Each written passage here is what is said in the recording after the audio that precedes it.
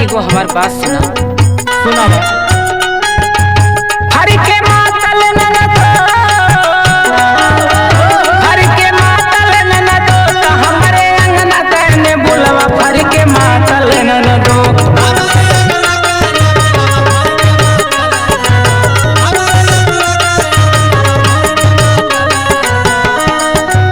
हर के मातल ननदो, हर के मातल ननदो, त हमरे अंगना कहने बुलवा हर के मातल ननदो।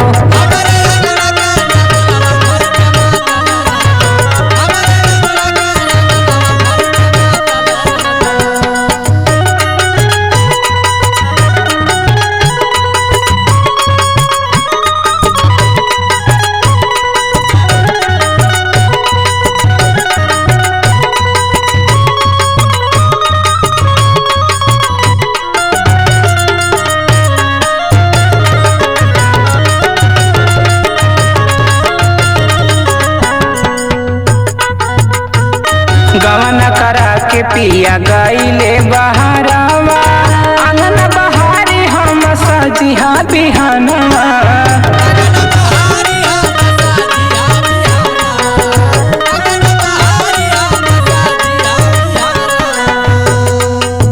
गवना करा के पिया गईले बहारवा, आंगन बहारी हम सजिहा बिहानवा।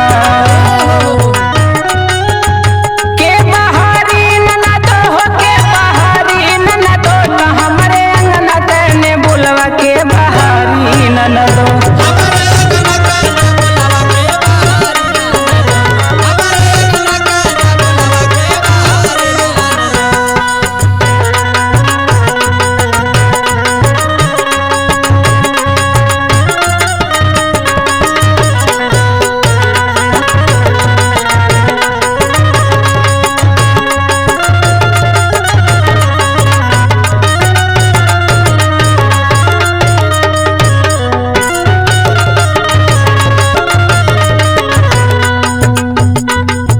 ससुर घर में ससुर जी दुआरवा,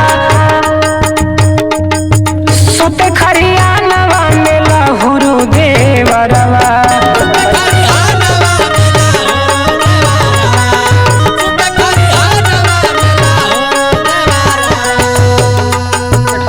ससुर घर में ससुर जी दुआरवा, सुत खरियानवा में लहुरु देवरवा।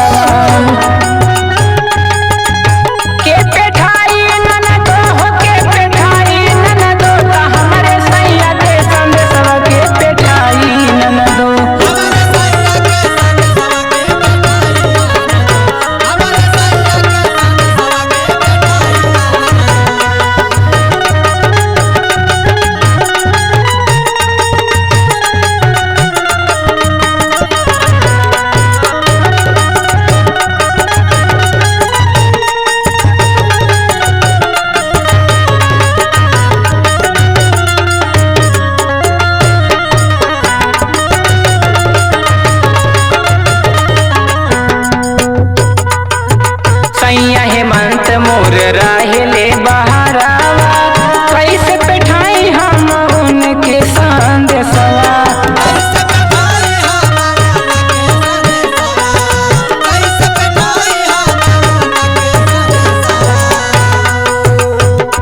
सैया सयालेस हम राहिले बहारवा, कैसे बैठा